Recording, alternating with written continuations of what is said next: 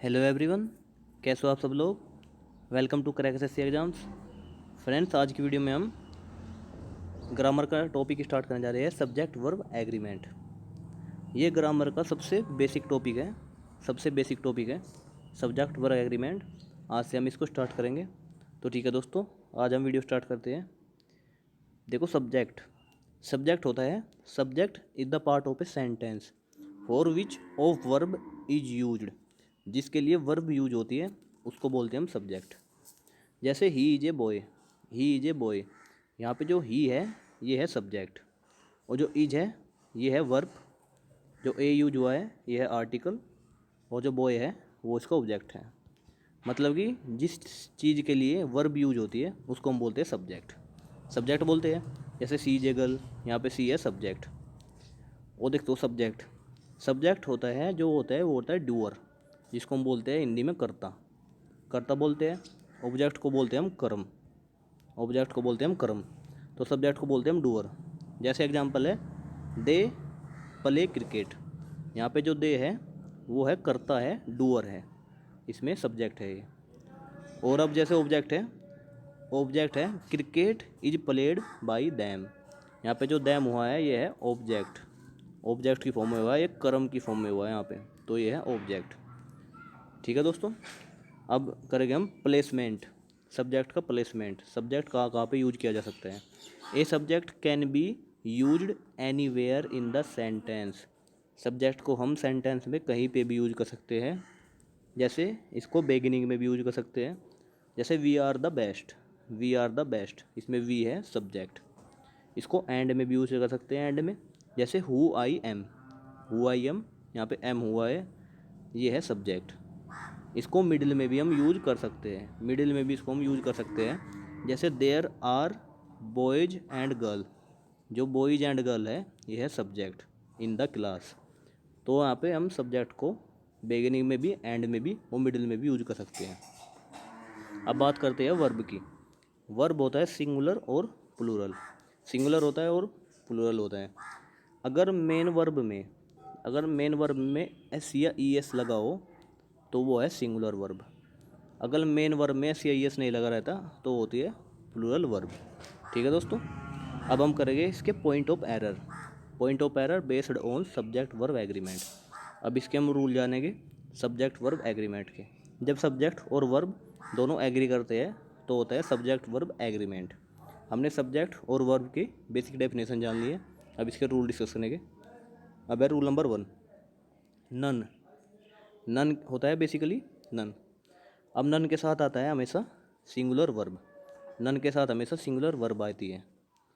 और इसका B rule है, यह है नन ऑफ के बाद अगर अनकाउंटेबल नाउन है तो आएगी सिंगुलर वर्ब आएगी। अगर नन ऑफ के बाद प्लूरल काउंटेबल नाउन है तो वर्ब सिंगुलर भी आ सकती है, प्लूरल भी आ सकती है, दोनों वर्ब आ सकती है नन ऑफ के बाद। अब है नन बट के बाद अगर नाउन आया है सिंगुलर तो वर्ब भी आएगी सिंगुलर। अगर नन बट के बाद नाउन आया है सिंगुलर तो वर्ब भी आएगी सिंगुलर। और अगर नन बट के बाद नाउन आया है प्लूरल फॉर्म में तो वर्ब भी प्लूरल बन जाएगी। ठीक है, हमने इसके 5 जो डेफिनेशन है नन की, जो 5 इसके पार्ट है वो हमने देख लिए हैं। एग्जाम्पल है, जैसे ये है, वेदर यू बिलीव इट और नॉट, नन इज योर। क्योंकि यहाँ पे नन के बाद हमेशा सिंगुलर वर्ब आएगी, तो ये करेक्ट। अब ये है नन ऑफ वाला, नन ऑफ द फर्नीचर। क्योंकि यहाँ पे जो फर्नीचर है ये है अनकाउंटेबल नाउन है, नाउन सिंगुलर फॉर्म में जो है, तो वर्ब भी आ जाएगी सिंगुलर आ जाएगी, has been send to you. अब ये है नन बट ए विडो की बात हुई है, ए विडो सिंगुलर सब्जेक्ट है, तो यहाँ पे आ जाएगा वांट्स, तो वर्ब भी सिंगुलर आ जाएगी, singular verb, wants to marry you, correct है। अब ये है नन बट, यहाँ पे हुआ सम बॉयज, ये हुआ है प्लूरल सब्जेक्ट, तो वर्ब भी आ जाएगी प्लूरल। नन बट के बाद जैसा सब्जेक्ट वैसी वर्ब, नन बट के बाद जैसा सब्जेक्ट वैसी वर्ब। ठीक है, अब हम करेंगे rule number 2 discuss. Rule number 2 है मैनी होता है, मैनी के बाद हमेशा आती है प्लूरल वर्ब। क्योंकि मैनी होता है बहुत सारे काउंट के लिए होता है मैनी, तो इसके बाद आ गई प्लूरल वर्ब। सेकंड है इसका, मैनी के बाद अगर आया प्लूरल नाउन तो वर्ब आएगी प्लूरल। सी है इसका पार्ट, अगर मैनी के बाद ऑफ आया है और प्लूरल काउंटेबल नाउन आया है तो वर्ब भी प्लूरल आएगी। और अगर एक ग्रेट मैनी हुआ, एक गुड मैनी हुआ, तब भी प्लूरल वर्ब आएगी। बेसिकली मैनी के बाद हमेशा प्लूरल वर्ब आएगी, चाहे नाउन कैसा भी हो। और मैनी ए, ये जो ई पार्ट है इसका, अगर मैनी के बाद ए या एन आया है वो तो सिंगुलर नाउन आएगा और वर्ब भी सिंगुलर आएगी। मैनी ए या एन के बाद सिंगुलर वर्ब आती है, सिंगुलर वर्ब। अब एग्जाम्पल है पहले का, जैसे many are opulent and many are pauper. बिल्कुल राइट है, क्योंकि मैनी के बाद वर्ब आती है, प्लूरल फॉर्म में आती है। अब इसका दूसरा एग्जाम्पल है, जैसे मैनी ऑफ आया, many of the candidates, many of the candidates, क्योंकि कैंडिडेट है यहाँ पे प्लूरल सब्जेक्ट है तो वर्ब भी प्लूरल आ जाएगी। मैनी के बाद हमें प्लूरल वर्ब आएगी, हमें चाहिए नाउन भी नहीं देखना है। लेकिन यहाँ पे आएगा मैनी ए पॉलिटिशियन, तो यहाँ पे आ जाएगा हैज, क्योंकि मैनी ए या फिर मैनी एन, इसके बाद हमेशा वर्ब आएगी सिंगुलर, तो हो जाएगा करेक्ट। अब रूल नंबर 3 है, देखो रूल नंबर 3 है the plus adjective. The plus adjective होता है हमेशा प्लूरल नाउन के साथ आता है ये, द प्लस एडजेक्टिव। और द प्लस एडजेक्टिव मीनिंग होता है adjective plus people, adjective plus people.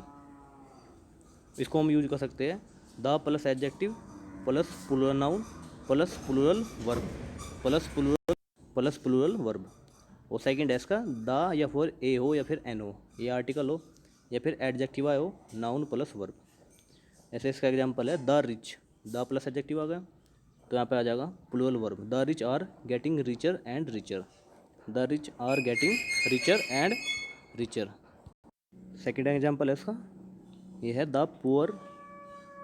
Poor are exploded by the government. यहाँ पे द पुअर आ गया क्योंकि ये है द प्लस एडजेक्टिव, तो इसके बाद वर्ब आएगी प्लूरल वर्ब। अब रूल नंबर 4 है, रूल नंबर 4 है either neither each one. Either होता है दो में से कोई एक, नीदर होता है दो में से कोई नहीं, ईच होता है प्रत्येक, और वन होता है कोई एक। जैसे आइदर है, नाइदर है, ईच वन, इसके बाद अगर सिंगुलर नाउन है या फिर प्लूरल नाउन है, वर्ब हमेशा इसके साथ सिंगुलर आएगी। आइदर नाइदर ईच वन के बाद चाहे नाउन कोई सा भी हो, वर्ब हमेशा सिंगुलर आएगी। जैसे एग्जांपल है इसका I have two books but neither is on English grammar, क्योंकि नाइदर के बाद हमेशा जो वर्ब आती है वो सिंगुलर आती है, चाहे उसके बाद नाउन सिंगुलर आया हो चाहे फिर प्लूरल आया हो। अब सेकंड एग्जांपल है, ये है ईच बॉय इज बोस्टरस। ये बहुत ही इंपॉर्टेंट है, सब्जेक्ट वर्ब एग्रीमेंट से हर बार कॉमन एरर में आते हैं, क्योंकि सबसे बेसिक चैप्टर होता है ये और टाइम एंड टेंस दोनों सबसे बेसिक चैप्टर होता है, तो हर बार एग्जाम में जरूर आते हैं। Each boy is boisterous. अब तीसरा एग्जांपल है, ये है वन ऑफ द विडोज, क्योंकि यहाँ पे वन ऑफ आ गया, वन जहाँ पे भी वन आ जाएगा तो उसके बाद आएगी verb singular, one of the widows from Uganda. ठीक है दोस्तों, अब करेंगे रूल नंबर 5। रूल नंबर 5 करेंगे, ये तो एवरी हो, सम हो, नो हो, एनी हो, इसके साथ लगाओ बडी लगाओ, वन लगाओ, थिंग लगाओ, इसके साथ भी जो वर्ब आएगी सिंगुलर आएगी। Everybody, everyone, everything, somebody, someone, something, nobody, no one, nothing, anybody, anyone, anything, इनके बाद हमेशा सिंगुलर वर्ब आएगी। जैसे एग्जांपल है, ये है everybody present is these classroom is close to my house. Everybody present in आएगा यहाँ पे, everybody present in these classroom, यहाँ पे होगा is close to my heart, क्योंकि एवरीबडी, नोबडी, इनके बाद हमेशा वर्ब आएगी सिंगुलर। अब यहाँ पे है दूसरा nothing is impossible under the sun. अब है रूल नंबर 6 है नाउन आया हो, उसके बाद प्रेपोजिशन आई हो, फिर प्लस नाउन, फिर प्लस प्रेपोजिशन, और डॉट उसके बाद अगर वर्ब आई है लास्ट में, तो जो ये वर्ब एग्री करेगी ये सबसे पहले वाले नाउन के साथ एग्री करेगी। बहुत ही इंपॉर्टेंट रूल है ये। अगर ये नाउन आया है बाद में फिर प्रीपोजिशन, नाउन प्रीपोजिशन, जो सबसे बाद वाली वर्ब है ये पहले वाले नाउन के साथ एग्री करेगी। अब जैसे एग्जांपल है, यहाँ पे है the behaviour of the children is प्रेजवर्दी। बिल्कुल राइट है, क्योंकि यहाँ पे बिहेवियर की बात हुई है, ये जो पहले वाला नाउन है और जो वर्ब आई है यहाँ पे सिंगुलर, ये बिहेवियर के अकॉर्डिंग आई है, बिहेवियर के अकॉर्डिंग। ना कि दी चिल्ड्रन के अकॉर्डिंग आएगी, क्योंकि वहाँ पे उन लड़कों के बिहेवियर की बात हुई है, बिहेवियर की, और जो बिहेवियर है वो सिंगुलर सब्जेक्ट है, सिंगुलर नाउन है। ठीक है दोस्तों, तो यहाँ पे जो वर्ब आ जाएगी वो आ जाएगी इज। यहाँ पे भी बात हुई है the quality of these mangoes is excellent, क्योंकि इन मैंगो की क्वालिटी की बात हुई है, क्वालिटी, और क्वालिटी हमेशा अनकाउंटेबल नाउन होती है, वो तो वर्ब भी आ जाएगी सिंगुलर फॉर्म में, तो हो जाएगा बिल्कुल करेक्ट। अब है रूल नंबर 7। रूल नंबर 7 हम करेंगे, नथिंग के साथ अगर बट आया है फिर नाउन आई है, उसके बाद आएगी सब्जेक्ट, वर्ब आएगी सिंगुलर वर्ब, सिंगुलर वर्ब आएगी हमेशा नथिंग बट के साथ। ये है, क्योंकि अगर नाउन देखो नथिंग बट आ गया, इसके अकॉर्डिंग नाउन, नाउन अगर अनकाउंटेबल है, नाउन अगर अनकाउंटेबल है तो वर्ब आएगी सिंगुलर, नाउन अगर काउंटेबल है, नाउन अगर काउंटेबल है तो वर्ब आएगी प्लूरल। ठीक है, ये है, जैसा नाउन आएगी वैसी ही वर्ब आएगी यहाँ पे। ठीक है, अब जैसे एग्जांपल है नथिंग बट सम चेयर्स, क्योंकि जो चेयर्स हैं वो है अनकाउंटेबल नाउन, तो उसके अकॉर्डिंग यहाँ पे आ जाएगा is available in the classroom, मतलब नथिंग बट के बाद जैसा नाउन वैसी वर्ब। ठीक है दोस्तों, अब जैसे ये भी है it singular verb noun pronoun, it के बाद मतलब वही है, जैसा नाउन आएगा ऊपर नाउन आएगा उसके अकॉर्डिंग आएगी वर्ब, उसके अकॉर्डिंग आएगी वर्ब।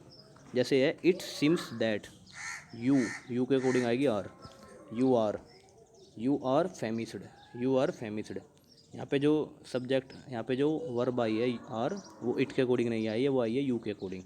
ठीक है दोस्तों, अब रूल नंबर 8 करेंगे हम। रूल नंबर 8 है, बहुत इंपॉर्टेंट रूल है, ध्यान से देखना इसको, इंपॉर्टेंट रूल है बहुत।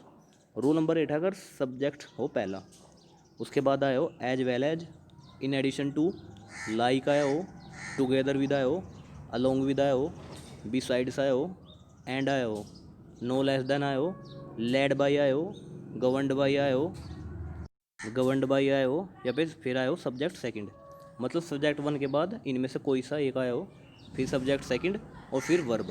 जो वर्ब आएगी यहाँ पे, जो वर्ब एग्री करेगा वो करेगा पहले सब्जेक्ट के अकॉर्डिंग, क्योंकि these words give importance to the preceding subject, क्योंकि जो पहले वाले सब्जेक्ट के बारे में ये कुछ ज़्यादा इंफॉर्मेशन देते हैं, मोस्ट इंपॉर्टेंट इंफॉर्मेशन, इसलिए जो ये वर्ब आएगी ये पहले वाले सब्जेक्ट के अकॉर्डिंग आएगी।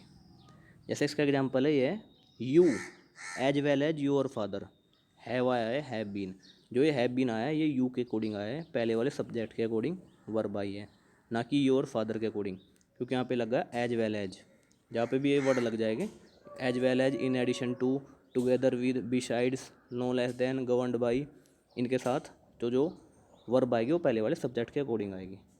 अब है एग्जाम्पल नंबर 2 है, ये है मुन्नी बिसाइड्स, मतलब मुन्नी के अलावा, हर parents is good at handling such a situation, क्योंकि यहाँ पे जो इज आया है वो आया मुन्नी के अकॉर्डिंग, क्योंकि यहाँ पे लग गया बिसाइड्स, तो पहले वाले सब्जेक्ट के अकॉर्डिंग आएगी वर्ब।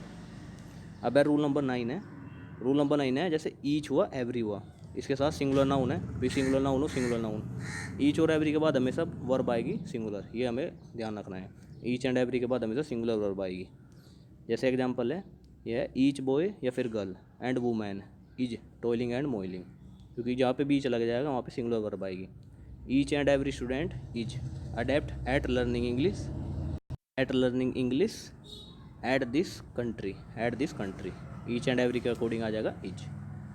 अब आज का लास्ट रूल है रूल नंबर 10। रूल नंबर 10 है नीड नोट या फिर डेयर नोट, इसके बारे में डिस्कस करेंगे। सब्जेक्ट आया हो, नीड नोट आया हो, डेयर नोट आया हो, उसके बाद आएगी वर्ब की फर्स्ट फॉर्म, वो ये होगा विदाउट इन्फ्लेशन, इसके साथ ना तो टू लगने का, ना ही एस और एस आने का, ना ही आई एन जी इन्फ्लेशन आने का, ना ही ई डी आने का। नीड नोट और डेयर नोट के बाद ना तो टू आने का, ना ही एस और एस, ना ही आई एन जी इन्फ्लेशन, ना ही ई डी। और नीड नोट और डेयर नोट कभी भी सब्जेक्ट के अकॉर्डिंग एग्री नहीं करते सब्जेक्ट के साथ, क्योंकि उस केस में ये मोडाल्स हो जाते हैं, मोडाल्स, अगर सब्जेक्ट के साथ ये रिलेट कर देंगे तो मोडाल्स फॉर्म में आ जाएंगे। तो ठीक है दोस्तों, हम कभी भी नीड नोट को नीड्स नोट नहीं करने के, नीड्स नोट कभी भी नहीं करने के, ना ही डेड्स नोट करने के। तो दोस्तों आज हमने हमारा सब्जेक्ट वेर एग्रीमेंट के 10 रूल को डिस्कस कर लिया है, सबसे बेसिक चैप्टर है ग्रामर का। आपको वीडियो कैसी लगी हमको ज़रूर बताएं, और दोस्तों अगर आपको वीडियो अच्छी लगी है तो प्लीज़ इसको लाइक करें, ज़्यादा से ज़्यादा शेयर करें। हम इसके आगे वाले नेक्स्ट रूल को नेक्स्ट वीडियो में डिस्कस करेंगे। ठीक है दोस्तों, आपका दिन शुभ हो। जय हिंद दोस्तों।